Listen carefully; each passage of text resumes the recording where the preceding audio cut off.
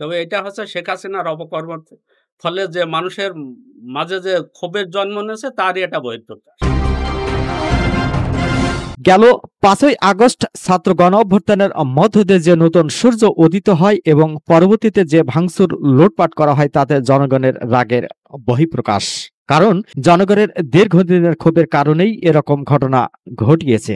সুতরাং এগুলো ভুলে এখন দলকে সুসংগঠিত করাই আমাদের মূল কাজ।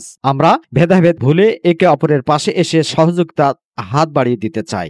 এভাবেই আরকে নিউজের ক্যামেরায় নিজের ও দলের অবস্থানের কথা একান্ত সাক্ষাৎকার আরকে নিউজের ক্যামেরায় তুলে ধরেন জিয়ারকি ইউনিয়ন বিএনপির সিনিয়র সহসভাপতি নজরুল ইসলাম। আসলে এটা বিজয়টা ছাত্র জনতার। তারপরে যে বিশৃঙ্খলাগুলো দেখা দিয়েছে এইগুলো আসলে আ মানুষের রাগের একটা বহিঃপ্রকাশ বলে আমি মনে করি। এগুলো আস্তে, আস্তে ঠিক হয়ে যাবে। এটা ক হয়তো ২-১ দিন আর এই এভাবে চলতে পারে। তারপরে ঠিক হয়ে যাবে। তবে এটা হচ্ছে শেখ হাসিনার অপকর্মের ফলে যে মানুষের মাঝে যে ক্ষোভের জন্ম নিয়েছে তারই এটা বহিঃপ্রকাশ। যে কথা বলতেছিলাম সেটা হচ্ছে যে মানুষের রাগেরই একটা বহিঃপ্রকাশ।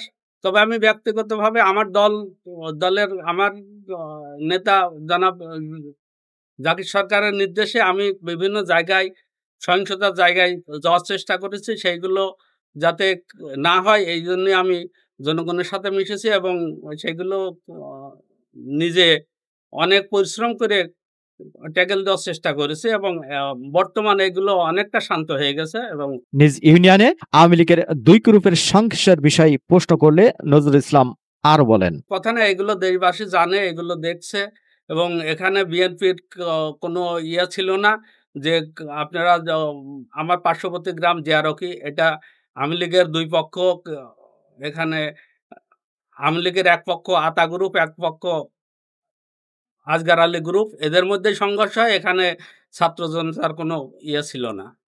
এটা আসলেই হচ্ছে গিয়ে আওয়ামী লীগের ২ পক্ষের সংঘর্ষ। মোহাম্মদ রফিক, আরকে নিউজ 24।